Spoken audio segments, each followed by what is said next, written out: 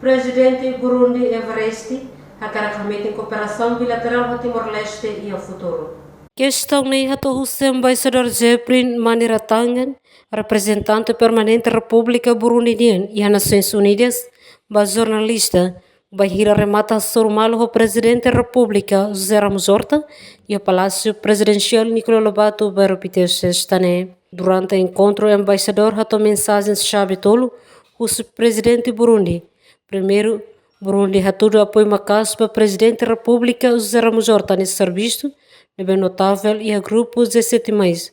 O Estado Siranhalaran, no segundo presidente Burundi, sublinha em Hakarak, atualmente em cooperação bilateral entre a nação rua, no domínio social, na cultura Sira.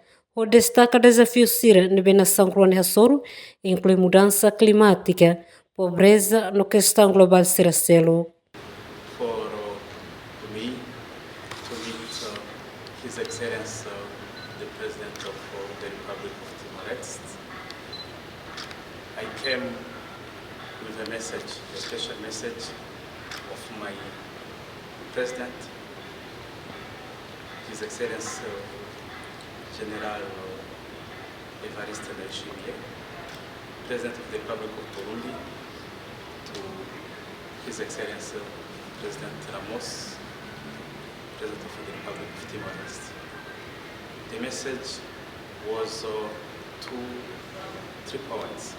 First is a message of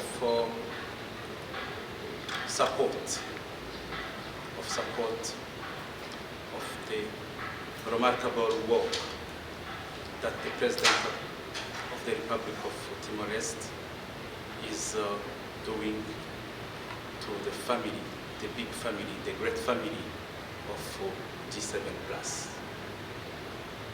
And the second message was a message of strengthening bilateral cooperation between Burundi and Timor-Leste. Embaixador conclui o convite oficial ida o presidente Burundi, o presidente da República José Ramos Horta, a visita Burundi. Emerenciana Pinto, Estel News.